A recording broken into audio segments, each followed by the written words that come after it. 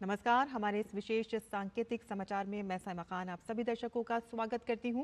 मेरे साथ हैं मेरी सहयोगी दीपाली, जो अगले आधे घंटे में आपको सांकेतिक भाषा में समाचार बताएंगी।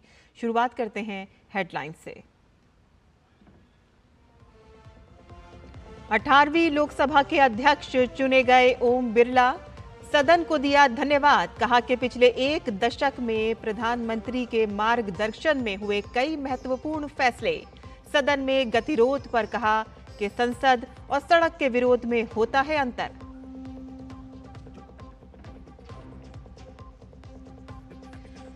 ओम बिरला के लोकसभा अध्यक्ष बनने पर प्रधानमंत्री ने दी बधाई। 17वीं लोकसभा के कार्यकाल के बड़े फैसलों का किया जिक्र। कहा कि ओम बिरला की कार्यशैली युवाओं को भी देगी प्रेरणा। सदन से कराया कैबिनेट का परिचय।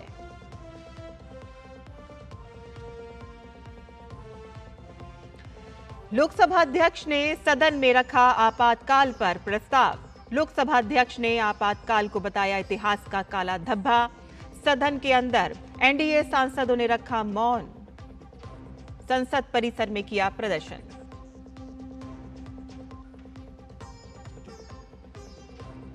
शपथ ग्रहण के बाद ओवैसी द्वारा जय फिलिस्तीन का नारा लगाने के मामले ने पकड़ा तूल। राष्ट्रपति से की गई ओवैसी को अयोग्य ठहराने की मांग।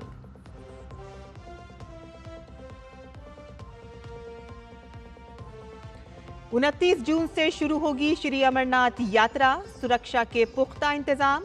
जम्मू कश्मीर पुलिस की सुरक्षा विंग अमरनाथ बेस कैंप के आसपास के इलाके में रख रही है कड़ी नजर।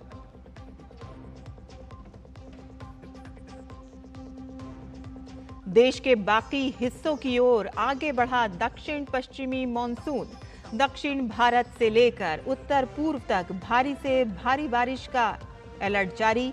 आगामी 4 दिनों में पूर्वोत्तर और उत्तर पश्चिम भारत में भारी से बहुत भारी वर्षा होने की संभावना।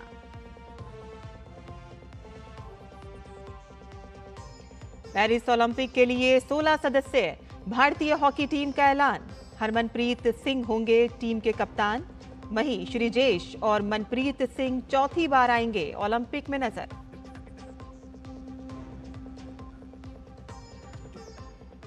और अब समाचार विस्तार से। ओम बिरला दूसरी बार लोकसभा के अध्यक्ष चुने गए हैं। बिरला को ध्वनि मत से 18वीं लोकसभा का नया स्पीकर चुना गया, जिसके बाद प्रधानमंत्री नरेंद्र मोदी उनको आसन तक लेकर पहुंचे। ध्वनि मत पर विपक्ष ने डिवीजन की मांग नहीं की। प्रधानमंत्री नरेंद्र मोदी ने अध्यक्ष पद के लिए ओम बिरला के नाम का प्रस्ताव रखा था, जिसका रक्षा मंत्री राजनाथ सिंह ने अनुमोदन किया और इस प्रस्ताव को प्रोटेम स्पीकर भर्तृहरि मेहताब ने सदन में मतदान के लिए रखा और इसे सदन ने ध्वनि मत से मंजूरी दी। और इसके बाद कार्यवाहक अध्यक्ष मेहताब ने बिरला को लोकसभा अध्यक्ष चुने जाने की घोषणा की। प्रधानमंत्री मोदी और नेता प्रतिपक्ष राहुल गांधी और संसदीय कार्य मंत्री किरेन रिजिजू बिरला को अध्यक्षीय आसन तक लेकर गए और जब बिरला ने अध्यक्षीय आसन ग्रहण किया तो मोदी, राहुल गांधी और रिजिजू ने उन्हें बधाई दी और शुभकामनाएं दी। I now put the motion moved by Sri Narendra Modi and seconded by Sri Rajnath Singh to the vote of the House. The question is that Sri Om Birla, a member of this House, be chosen as the Speaker of this House. Those in favor may say aye. Aye. Those against may say no. No. I think the ayes have it. The ayes have it. The motion is adopted. Sri Om Birla is declared elected as the Speaker of this House.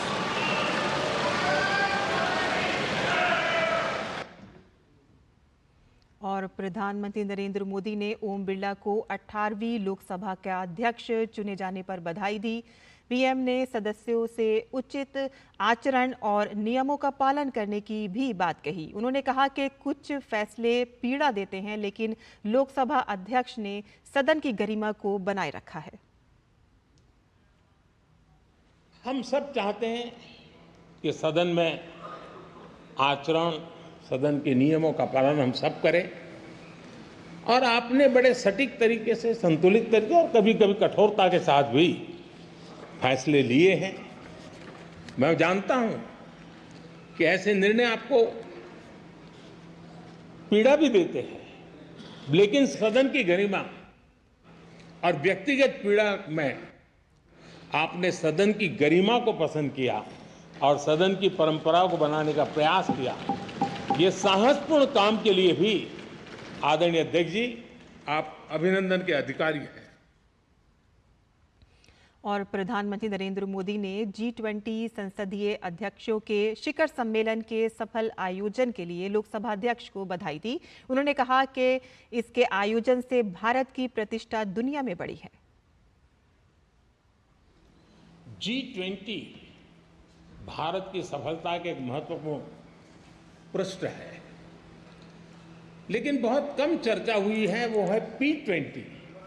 और आपके नेतृत्व में G20 देशों के जो पीठासीन अधिकारी हैं, स्पीकर्स हैं, उनका सम्मेलन आपकी अध्यक्षता में हुआ। और अब तक P20 के जितने सम्मेलन हुए उसमें ये ऐसा अवसर था कि दुनिया के सर्वाधिक देश आपके निमंत्रण पर भारत आए और बहुत ही उत्तम प्रकार के निर्णय उस समिट में हुए और उसने विश्व में भारत की लोकतंत्र की जो प्रतिष्ठा है उसको गौरव देने में बहुत बड़ा रोल अदा किया है।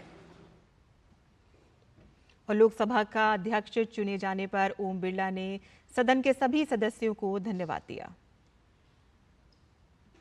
मुझे प्रसन्नता है कि इस लोकसभा में 281 माननीय सदस्य पहली बार चुन के आए हैं। मैं सदन की ओर से उनका अभिनंदन करता हूं। मुझे आशा है कि निर्वाचित सदस्य सदन के नियमों, परंपराओं, परिपाटियों का गहन अध्ययन करेंगे। लोकसभा अध्यक्ष ने कहा कि सड़क के विरोध और संसद के विरोध में अंतर होना चाहिए और इसलिए उन्होंने विरोध के तरीके को संसदीय मर्यादा के अनुरूप अपनाने की अपील की। कि संसद में विरोध और सड़क के विरोध में अंतर होना चाहिए।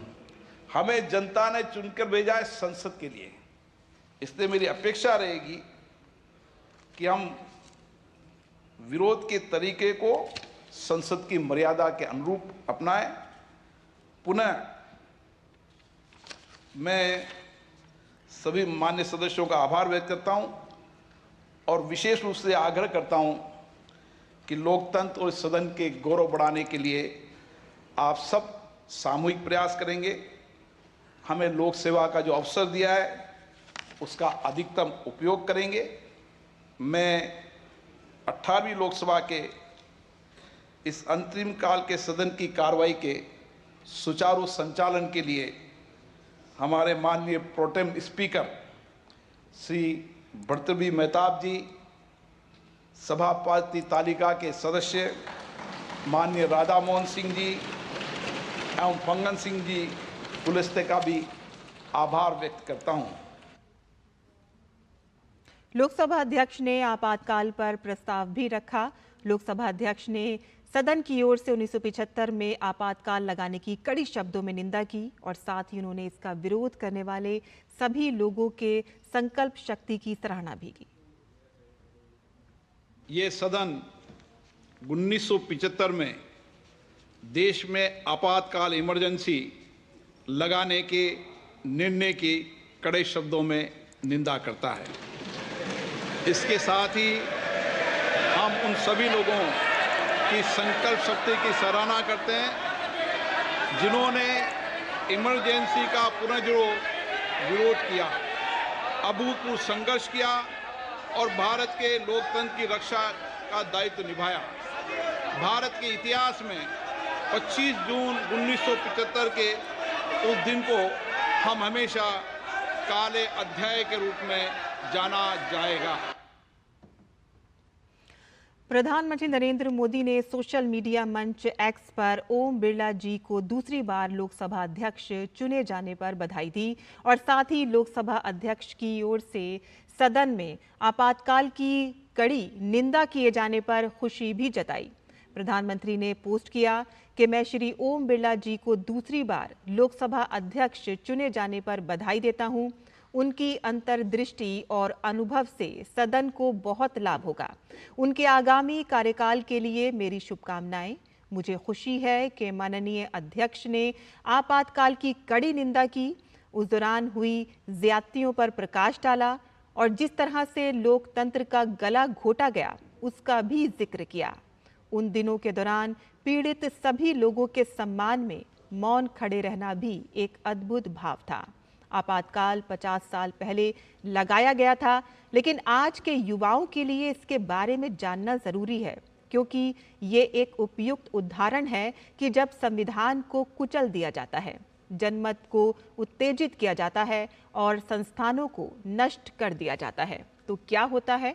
आपातकाल के दौरान हुई घटनाओं ने उदाहरण दिया कि तानाशाही कैसी होती है। लोकसभा के अध्यक्ष चुने जाने पर ओम बिरला ने पीएम मोदी की शुभकामनाओं के लिए उनका धन्यवाद दिया। सोशल मीडिया प्लेटफॉर्म एक्स पर एक पोस्ट के जवाब में उन्होंने लिखा कि माननीय प्रधानमंत्री श्री नरेंद्र मोदी जी, आपके उदार शब्दों के लिए धन्यवाद। मुझे पुनः अध्यक्ष चुने जाने पर बहुत गर्व है। मैं सदन की गरिमा को बनाए रखने के लिए प्रतिबद्ध हूं और भारत की बेहतरी के लिए काम करूंगा। संसद ये सुनिश्चित करने के लिए मिलकर काम करेगी कि हमारा लोकतंत्र फलता फूलता रहे।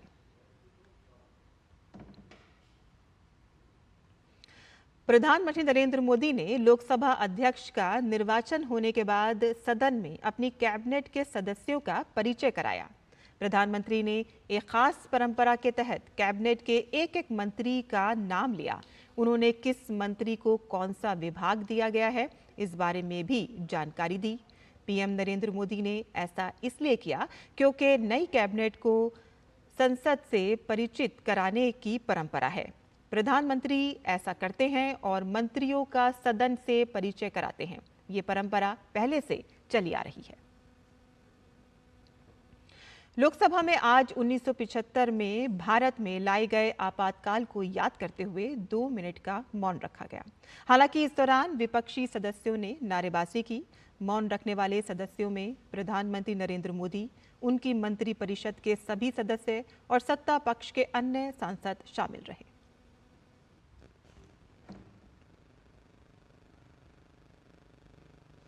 वहीं आपातकाल को लेकर संसद परिसर में मकर द्वार के सामने एनडीए सांसदों ने विरोध प्रदर्शन भी किया। एनडीए सांसदों ने आपातकाल को लेकर कांग्रेस से माफी मांगने की अपील की।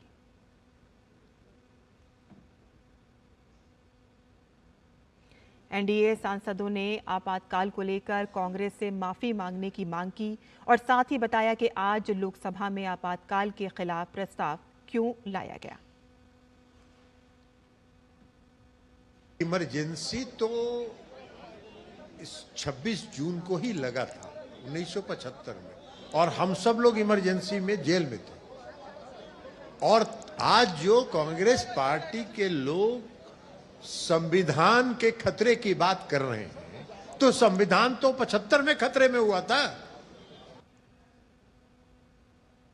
1975 में और इंदिरा गांधी जी ने जो मीसा लगाई थी और जो नागरिकों के सभी अधिकार उन्होंने छीन लिए थे, मैं भी उसी परिवार का एक सदस्य हूँ। मेरे पिताजी को भी इन्होंने मीसा में बंद रखा था और एक विधायक होने के बाद भी लोकतंत्र की हत्या करते हुए पिताजी को इन्होंने बंद रखा था। हम तो भुक्तभोगी हैं। कई परिवार समाप्त हो गए, खत्म हो गए, कई लोग समाप्त हो गए। तो वास्तव में आज जो कांग्रेसी नोटंकी कर रहे थे सदन में, वो उसकी हम भर्त्सना करते हैं। 26 जून एक ऐसा दिन है कि इंदिरा गांधी जी के द्वारा लोकतंत्र की धज्जियां उड़ाकर लोकतंत्र की हत्या कर दी गई थी और देश में इमरजेंसी लागू किया गया था। लोगों के अधिकारों को छीन लिया गया था। स्वतंत्रता नाम की कोई चीज नहीं रह गई थी। एक तरह से इस देश को पुनः प्रतंत्र बना दिया गया था। आज ही के दिन 26 जून 1975 को जब देश जगी थी सुबह, तब देश को मालूम पड़ा था कि देश के ऊपर आपातकाल लगा दिया गया है, इमरजेंसी थोप दिया है श्रीमती इंदिरा गांधी ने। लगभग 1.5 लाख लोगों को जेल में भर्ती किया गया था। कई लोग 22 से भी अधिक लोगों की मृत्यु हुई थी, कस्टोडियल डेथ हुआ था। किसी ने ऐसा सोचा भी नहीं था कि कॉन्स्टिट्यूशन के साथ, संविधान के साथ ऐसा खिलवाड़ कोई कर सकता है। आज जब संविधान हाथ में लेकर राहुल गांधी कहते हैं संविधान बचाना है, तो उनको आईने दिखाने की आवश्यकता है। इमरजेंसी का एक ऐसा दौर था जो इतिहास में एक काले खंड के दौर पर जिसको देखा गया। जिस तरीके से इमरजेंसी के दौर में पूरे देश को बंदी बनाने का प्रयास किया गया, देश के ऊपर डिक्टेटरशिप थोपने का प्रयास किया, ऐसे में जब 50 साल इमरजेंसी के पूरे होने को आ रहे हैं, ज़रूरी है कि मौजूदा पीढ़ी और आने वाली पीढ़ी भी उस दौर को समझे और उस दौर से सीख लेकर हम लोग आगे बढ़ने का प्रयास करें। इंडियन नेशनल कांग्रेस कभी पार्लियामेंट में कॉन्स्टिट्यूशन झलकाती है, तो कभी ऐसा प्रस्ताव जो इमरजेंसी को की निंदा करती है उसकी मुखालफत कर कर नारेबाजी करती है। वो अपने गरिमान में झांक कर नहीं देखते और अपना इतिहास भूल गए हैं। इस लोकतंत्र की हत्या के लिए जवाबदेही बनती है कांग्रेस पार्टी की और उनको माफी मांगनी चाहिए। जो सबसे ज्यादा संविधान की दुहाइयां देते हैं, तो उनको इस बात की भी जिम्मेदारियां लेनी चाहिए कि जो वो अपनी दादी के, अपने पिताजी के नाम पर जो है वो वोट बटोरते हैं, तो उनके किए गए कारनामों की भी क्या वो जिम्मेदारी लेते हैं। और आज जो संविधान की सबसे ज़्यादा दुहाइयां देती हैं, ये भी ज़रूरी है कि उनका खुद का ट्रैक रिकॉर्ड वो देखें। संविधान की जिस तरह से धज्जियां उड़ाई गई हैं और जिस तरह से गला घोटा है इमरजेंसी के द्वारा, और सबके संवैधानिक अधिकार जो है इन्होंने छीन लिए थे, वो सब भी हम बार बार दुनिया को याद दिलाएंगे ताकि इस तरह का खिलवाड़ जो है संविधान से के साथ दूसरी बार हो ना पाए।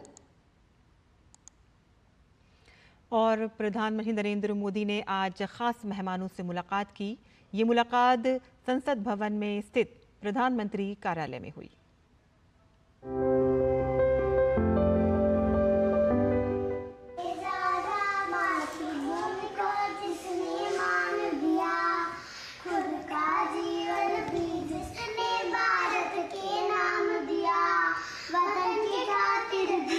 बनकर खुद को जला दिया, शब्द ही नहीं जो इनका शुक्रिया करे, हाथ जोड़ मोदी जी को वंदन करे।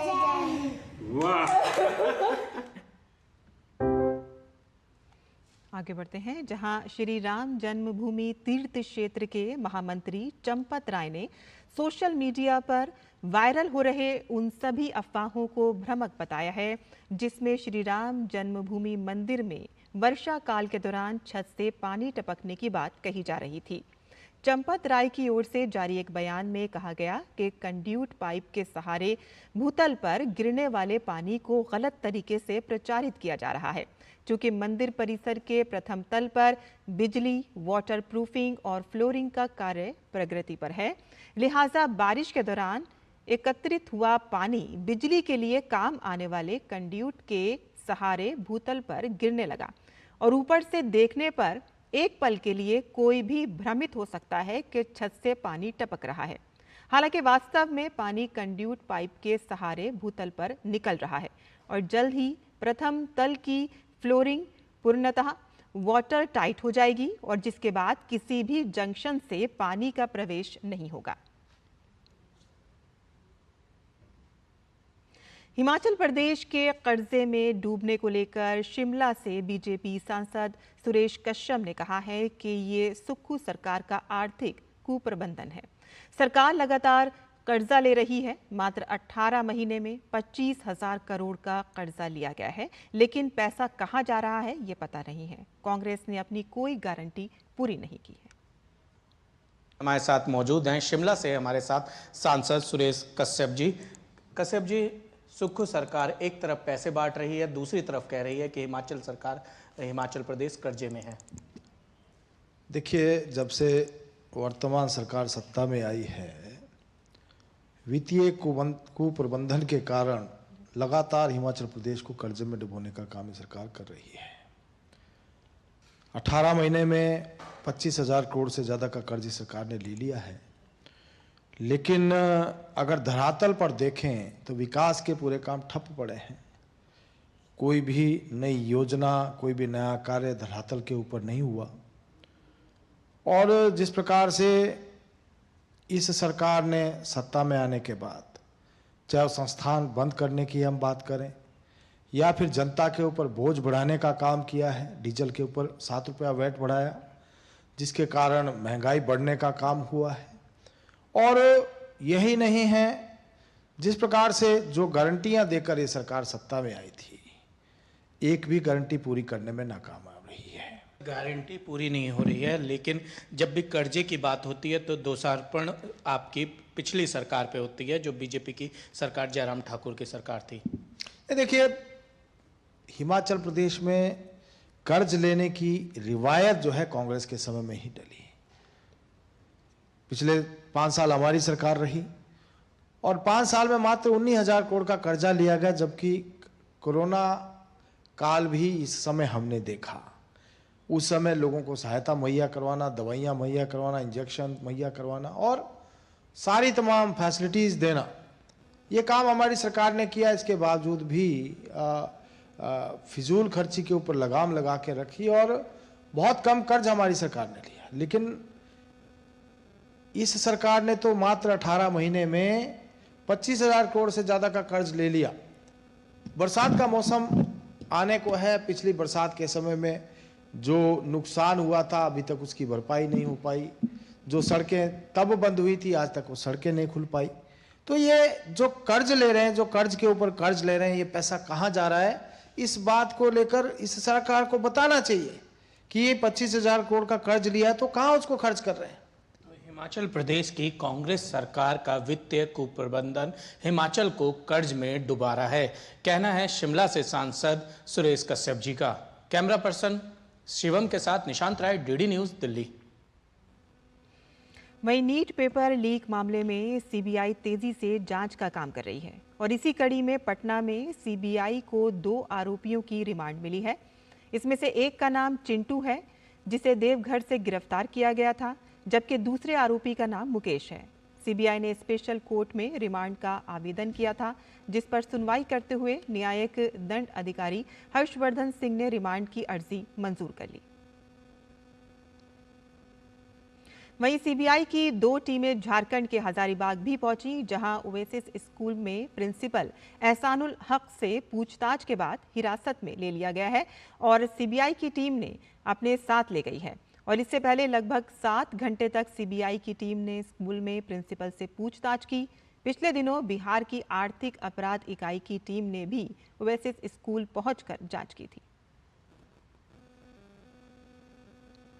मध्य प्रदेश भोज मुक्त विश्वविद्यालय के कुलपति संजय तिवारी ने नीट परीक्षा के बाद लिए गए सरकार के फैसलों का स्वागत किया है। उन्होंने परीक्षा को ठीक ढंग से कराने के लिए महत्वपूर्ण सुझाव भी दिए।